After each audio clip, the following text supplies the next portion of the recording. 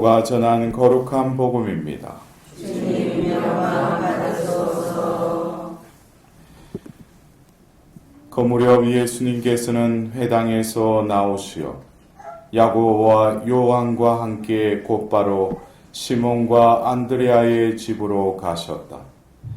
그때 시몬의 장모가 열병으로 누워 있어서 사람들이 곧바로 예수님께 그 부인의 사정을 이야기하였다.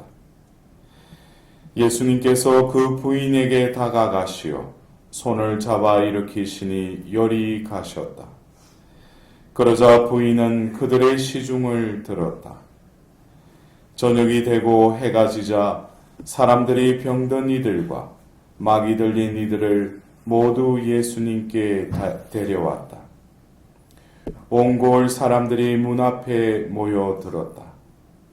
예수님께서는 갖가지 질병을 앓는 많은 사람을 고쳐주시고 많은 마귀를 쫓아내셨다. 그러면서 마귀들이 말하는 것을 허락하지 않으셨다. 그들이 당신을 알고 있었기 때문이다. 다음날 새벽 아직 캄캄할 때 예수님께서는 일어나 외딴 곳으로 나가시어 그곳에서 기도하셨다. 시몬과 그 일행이 예수님을 찾아 나섰다가 그분을 만나자 모두 스승님을 찾고 있습니다 하고 말하였다. 예수님께서 그들에게 말씀하셨다. 다른 이웃 고을들을 찾아가자. 그곳에도 내가 복음을 선포해야 한다. 사실 나는 그 일을 하려고 떠나온 것이다. 그러고 나서 예수님께서는 온 갈릴레아를 다니시며 회당에서 복음을 선포하시고 마귀들을 쫓아내셨다. 주님의 말씀입니다. 그리스도님 찬양합니다.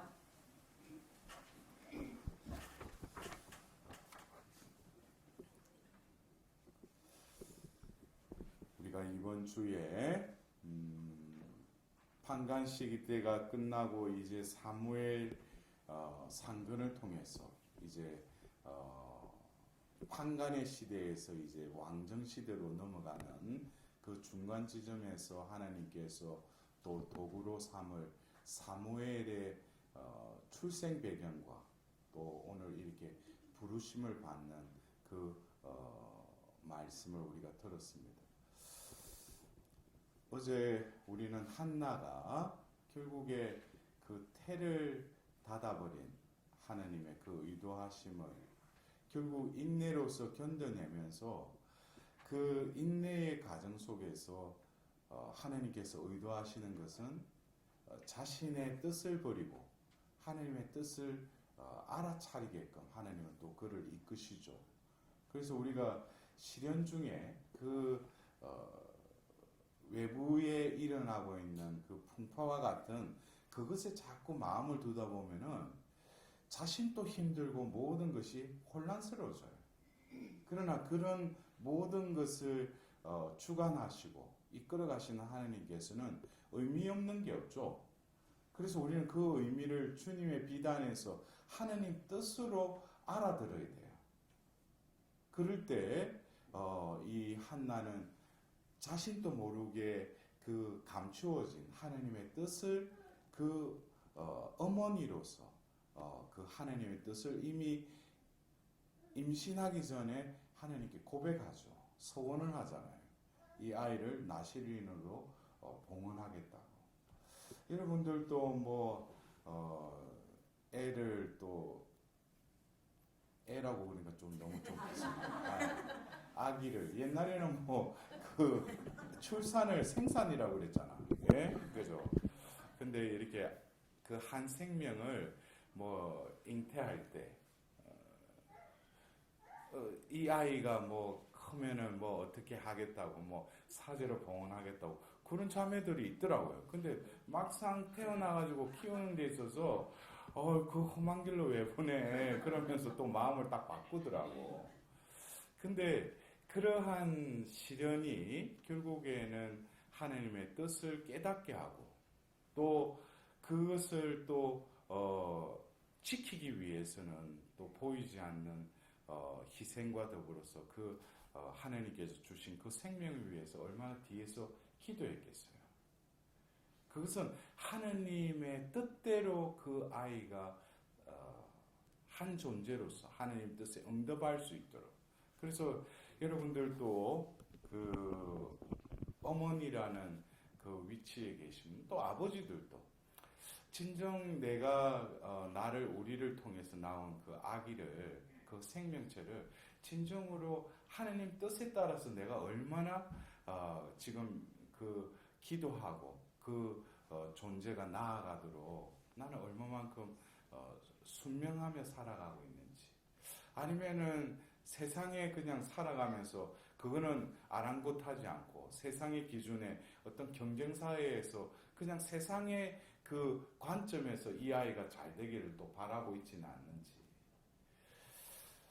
그래서 극기하는 그 하나님의 뜻은 그 본인에게 사무엘에게 이제 때가 되어서 이제 사무엘을 이렇게 부르죠. 결국 우리가 여기서 너무나 잘 아는 이 성경 구절을 통해서 불렀는데도 못 알아듣고 불렀는데도 못 알아듣는데 하나님은 끝까지 부르시죠. 그죠? 예. 들을 때까지 부르신다는 거예요. 그렇다면 여러분들도 하나님께서 부르셨는데 끝까지 하나님께 부르시는 그것을 여러분들은 어떻게 들으셨어요? 왜 그렇게 뭐 조금 의미 있는 웃음으로 이렇게 나는 그런 게 없다. 그러나 꼭 사무엘처럼 누구야 하고 부른다면은 이게 막 아주 혼란스러울 거예요. 예? 근데 각자에게 하나님은 분명히 부르셨다는 거예요. 그것을 우리는 어떤 하나님과의 첫사랑이라고도 하는 경우도 있고 하나님 체험이라고도 우리가 또 이렇게 소중히 간직하는데 우리가 왜 하나님이 나를 부르셨을까? 결국 오늘 우리가 들었던 이 독서의 그 마지막 절에도 사무엘이 주님의 믿음직한 예언자라는 사실을 이제 온 이스라엘이 알게 됐다는 거예요. 결국 이 부르심을 듣는 것도 중요하지만은 하나님의 부르심에 응답하는 거, 열매를 맺는 거, 그것이 어떻게 보면은 우리가 신앙인에게 있어서는 신앙생활의 본질이야죠. 하나님이 나를 부르셨으면 부르신 분의 뜻이 있을 거 아니에요. 그럼 그 뜻이 내가 신앙생활을 통해서 지금 서서히 형체를 드러내고 양파의 껍질을 벗기듯이 하나님의 신비인 뜻이 나를 통해서 지금 이루어져 가고 있는지, 그것에 대해서 우리는 얼마만큼 내가 살아가는 이 삶에 있어서 내가 하나님의 부르심에 합당한 삶을 살아가는데 과연 하나님의 부르심이 나를 통해서 지금 성취되고 있는지. 그래서 이러한 그 구도를 깨닫는다면은 바로 바오로 사도와 같이 필리피스의 이제는 뭐예요? 나는 목표를 향해서 달려갈 뿐입니다. 이제는 예수님이 나를 부르신 그 목적, 이걸 깨달은 거예요. 그러니까 옆도 외도 한눈 팔지 않고 또 그리고 자기가 살아온 모든 과거도 뭡니까? 예수 그리스도를 위해서 쓰레기로 여기고 그 길을 향해서 달려가는 거예요. 그리고 결국 티모테오 후서에 나오듯이 나는 달릴 길을 다 달렸습니다.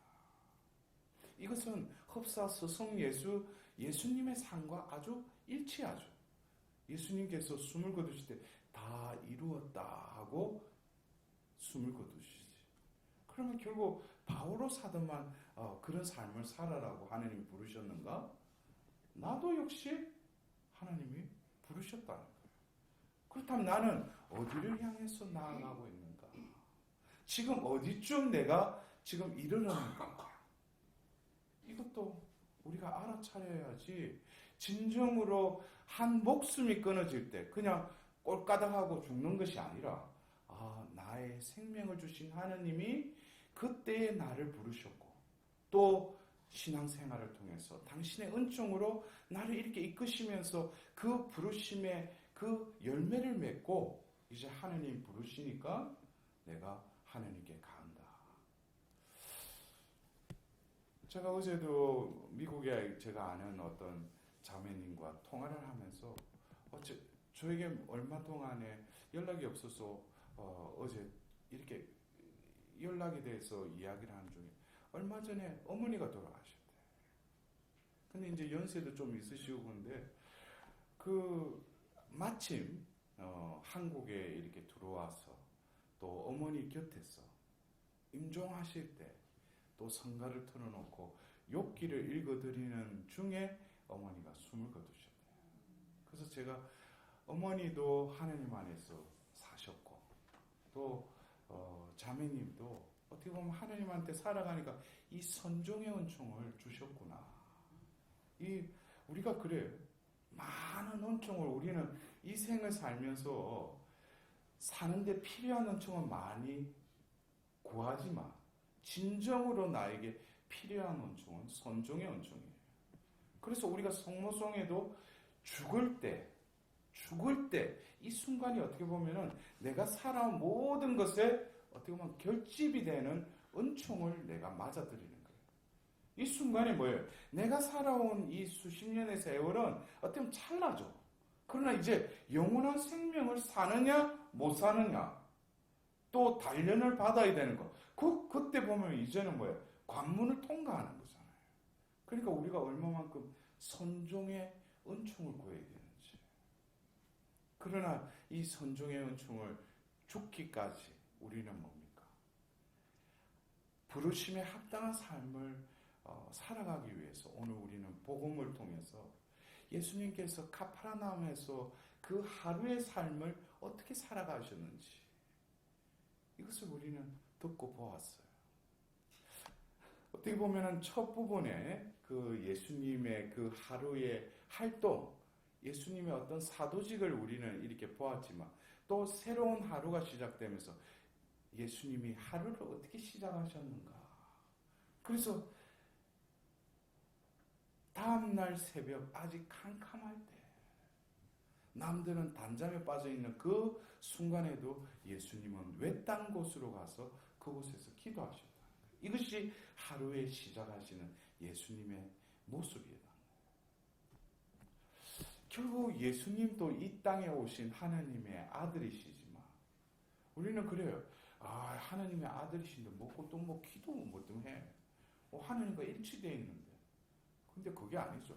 육을 지니셨기 때문에. 또 그리고 그것보다도 바로 원래 창조한 그 존재가 살아가는 삶은 바로 이러한 삶이라는 것을 모범으로 보여주신 것이 바로 예수님의 삶이죠. 우리들도 결국 예수님을 따르지만 예수님의 삶을 닮아가야 돼요. 그래서 그 하루를 시작하면서 예수님은 먼저 성부께 성령 안에서 뭐예요? 오늘 하루 아버지의 그 뜻, 아버지의 그 말씀 그거를 들으려고 했다는 거예요. 기도는 내가 원하는 것을 구하는 것은 그거는 하나의 부분이고 근본적인 것은 하나님의 뜻을 알아듣기 위해서 기도하는 거예요. 그리고 하나님의 뜻을 행한 힘을 받기 위해서 기도하는 거예요. 그러나 우리는 많은 기도의 부분을 내 지향을 가지고 기도하죠. 그러니까 이게 기도의 어떤 본질. 그래서 예수님이 제자들이 찾아왔을 때 그 전날 보면은 많은 병자와 또 마귀 들린 사람 또 마귀를 쫓아내니까 입소문이 얼마나 눈에 보이는 발보다도 얼마나 빠르겠어. 예? 조금 전에 여기서 말했는데 우리 신자한테 말했는데 뒤에 보면은 저 멀리 있는 사람 요즘 스마트폰이 있으니까 이거는 발이 초스피드야. 어디 가가지고 이미 다 알고 있어. 예? 근데 이미 그 소문이 퍼지니까 또 사람들이 이른 새벽부터 예수님께 오려고 하네. 치유받으려고. 또 뭐 자기 문제 해결하려고. 지금이나 별반 차이 없어. 근데 그 제자들이 와가지고 선생님을 지금 찾고 있다고 그러잖아요. 근데 예수님 그러잖아요. 나는 다른 고을에 가서 복음을 또 전해야 된다. 나는 이 일을 하러 떠나온 것이다 그랬어요. 여기서 보세요. 이 일을 하러 떠나온 것이다. 예수님이 어디서 떠나오셨어요?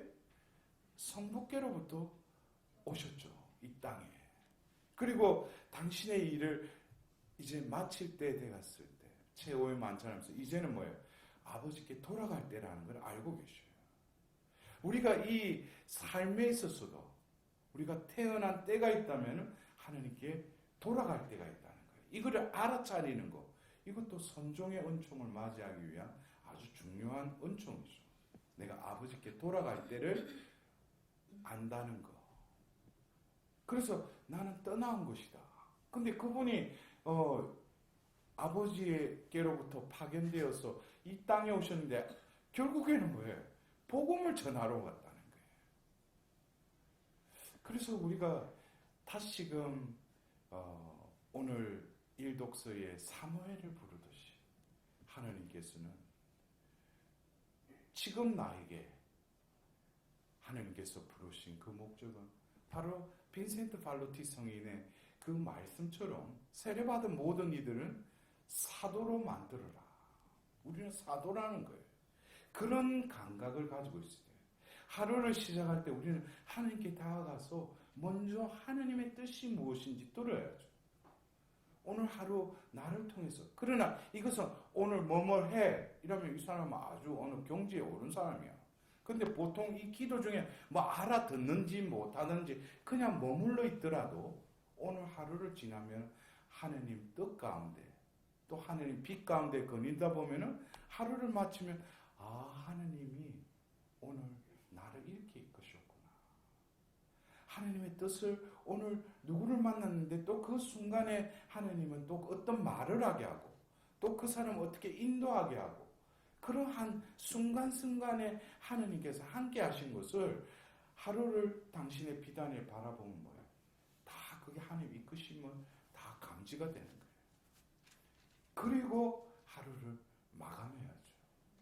그럴 때 진정으로 우리와 함께 하시는 하나님께서는 우리의 손을 잡고 또 힘들 때는 나를 업고 또 살기 싫다고 할 때는 또 무덤까지 태워가지고 나를 구원의 길로 이끌어 가시는 분이 착한 목자이신 예수님이라. 그래서 우리가 다시금 오늘 일독서의 사무엘과 같이 하나님의 뜻이 있어서 태어날 때부터 하나님은 그 생명의 그 뜻을 담아서 이 땅에 태어나게 하셨고 결국 그 삶을 모범으로 보이기 위해서 예수님의 그 하루를 오늘 우리는 이 복음을 통해서 바라보았습니다.